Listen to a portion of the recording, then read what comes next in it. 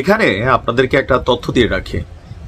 যখন টিউলিপ সিদ্দিকের বিরুদ্ধে বাংলাদেশ থেকে মামলাগুলো হলো, তার বিরুদ্ধে রাশিয়ার যে পারমাণবিক বিদ্যুৎ কেন্দ্র, যেটা থেকে আমরা অলরেডি বিদ্যুৎ পাওয়া শুরু করেছি, সেই অভিযোগ ওঠার পরে আপনার টিউলিপ সিদ্দিকি তিনি যখন পদত্যাগ করলেন, তার বিরুদ্ধে যুক্তরাজ্য সরকার একটা কমিটি গঠন করেছিল, কিন্তু সেই কমিটি ওই রকম বড় কোনো কিছু কিন্তু পায়নি। তারপরেও টিউলিপ সিদ্দিকি যখন পদত্যাগ করলেন, তখন যুক্তরাজ্যের যে বর্তমান প্রধানমন্ত্রী কিয়ার স্টারমার, তিনি টিউলিপকে যথেষ্ট স্নেহ করেন, এটা প্রচলিত আছে।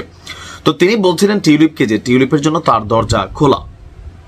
এখন আমরা যখন দেখলাম যে প্রি প্ল্যানিং যে প্রোগ্রামটা বা সফরটা, সেই সফরের মধ্যে হঠাৎ করে অন্তর্বর্তী সরকারের প্রধান উপদেষ্টা তিনি এই মুহূর্তে যুক্তরাজ্যে অবস্থান করছেন।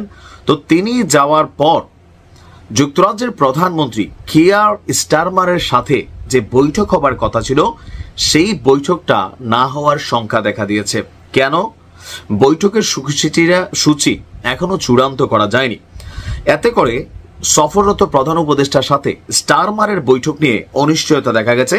আর আমাদের প্রেস সচিব শফিক সাহেব তিনি আপনার এই তথ্য জানিয়েছেন। তিনি বলছেন যে কিয়ার স্টারমারের আমরা যেটা জানতে পারছি যে উনি সম্ভবত কানাডায় আছেন, এই মুহূর্তে কানাডা ভিজিট করছেন। আর উনি কবে আসবেন আমাদের প্রধান উপদেষ্টা থাকতে থাকতে সেটা এখনো শিওর না। তো তিনি কি কৌশলে আসলে কানাডা সফরে গেলেন? হঠাৎ করে ডক্টর মোহাম্মদ ইউনূসের পূর্ব নির্ধারিত একটা সফরের মধ্যে দিয়ে তিনি হঠাৎ করে কেন কানাডা সফরে গেলেন, এটা একটা প্রশ্ন। তবে এই বৈঠকটা না হওয়াতে বাংলাদেশের ক্ষতি কি হয়েছে আমি বুঝাই। টিউলিপের কথায় বা টিউলিপের বিষয়টা চিন্তা করে তিনি ডক্টর মোহাম্মদ ইউনূসের সাথে দেখা করবেন না, এরকম স্টেটাস বা কমেন্ট যারা করছেন, এটা হচ্ছে খুবই আবেগতাড়িত কমেন্ট। এটা হয়, আবেগের জায়গা থেকে হয়, কিন্তু বাস্তবতা হচ্ছে ভিন্ন। এই বৈঠকটা সম্ভবত কানাডা গেছেন, এখানে অন্য কিছু থাকতে পারে। আমার ধারণা কেন বৈঠকটা হচ্ছে না, সেটা হচ্ছে টাকা। বোঝেন নাই?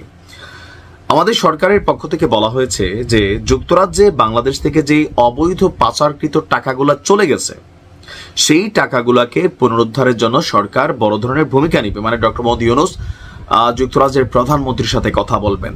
তো এখন তো তিনি রাজার সাথে কথা বলবেন, রাজা তৃতীয় চার্লসের সাথে। তো প্রশ্ন হচ্ছে, চার্লসের সাথে কথা বলার পরে প্রধানমন্ত্রীর সাথে কি কথা বলা জরুরি আছে? আছে। যুক্তরাজ্যের রাজনীতিতে যিনি রাজা হন, তিনি রাজনীতির বাহিরে থাকেন। রাজনীতি, রাষ্ট্র পরিচালনা, এগুলো হচ্ছে প্রধানমন্ত্রী বা রাজনৈতিক দলগুলোর। কিন্তু রাজা যিনি আছেন তিনি সর্বজন শ্রদ্ধেয়, কিন্তু রাষ্ট্রীয় গুরুত্বপূর্ণ কোনো কাজে কোনো মন্তব্য, কোনো প্রভাব, হস্তক্ষেপ তিনি করেন না। এটা একটা আলাদা সিস্টেমেই যুক্তরাজ্যের এই যে বছরের পর বছর যে রাজার কি বলা হয়, যে ধরেন রাজার সিস্টেমটা চালু আছে আধুনিক জমানায়, এই জায়গায় পার্থক্য আছে।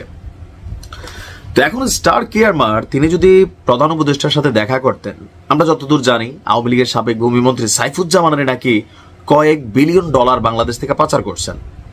তো এরকম আপনি যদি এখন দেখেন আওয়ামী লীগের অনেক নেতাকর্মী, তাদেরকে সেইখানে দেখা যাচ্ছে। আর যেই পরিমাণ লুটপাটের খবর আমরা পত্রিকার মাধ্যমে পেয়েছি, ছোটখাটো এক একজন নেতা 2, 4, 10 কোটি, 50 কোটি, 100 কোটি টাকা লোন মানে টাকা মাইরা দিছে। আর এই ম্যাক্সিমাম টাকার গন্তব্য হচ্ছে কানাডা, যুক্তরাজ্য এবং মার্কিন যুক্তরাষ্ট্র। আর এই রাষ্ট্রগুলা বা আপনি আজকের দিনে দুবাইকেও দেখেন গোল্ডেন ভিসা দিচ্ছে, ট্রাম্পকে দেখেন গোল্ডেন ভিসা দিচ্ছে। টাকা আপনি কোত্থেকে আনছেন জরুরি না, তাদের দেশে টাকা ঢুকছে, আপনি বিনিয়োগ করবেন, আপনাকে ভিসা দিবে। তো এখন ডক্টর মোহাম্মদ ইউনূসের সাথে যদি কিয়ার স্টারমার বৈঠক করে, তাহলে এখানে ঝামেলা যেটা হইতে পারে যে ডক্টর মোহাম্মদ ইউনূস তিনি তার জায়গা থেকে স্বাভাবিক তিনি বলবেন যে দেখো তোমার দেশে আমার যে টাকা টোকা আসছে, এই একটা নাম লিস্ট হয়তো বা আছে, থাকতেই পারে সরকারের কাছে। তিনি যাতে সফরে যাচ্ছেন, আলোচনাতে টাকা উদ্ধারের একটা বিষয় আছে, তো সেই জায়গা থেকে তিনি প্রধানমন্ত্রীর কাছে এটা চাইতে পারেন, দাবি করতে পারেন। তো দুর্নীতিমুক্ত দেশ হিসাবে, যুক্তরাজ্যের প্রধানমন্ত্রী হিসাবে স্টার কিয়ারমারকে অবশ্যই জবাব দিতে হবে অথবা একটা উত্তর দিতে হবে। তো বেটার হচ্ছে কি, prevention is better then cure, মানে সাক্ষাৎটা না করাই বেটার।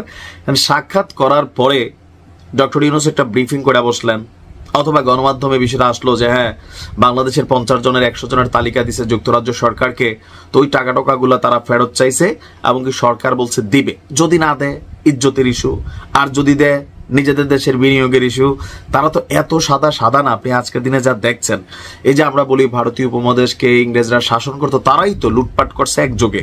তো সেই লুটপাটকারীরা আজকে আইসা অনেক ভদ্র হয়েছে, ঠিক আছে, কিন্তু অনেক কিছুতে এখনো তাদের সিস্টেম উল্টাই হাঁটে। তা আমার ধারণা যে পাচারকৃত অর্থের ইস্যুটাই এখানে হয়তো মেইন কজ, অথবা অন্য কোনো কারণে, ব্যস্ততার কারণে তিনি ডক্টর ইউনূসের সাথে দেখা করছেন না। এটাই মেইন কারণ হতে পারে, টিউলিপের ইস্যুতে না। ভালো থাকুন।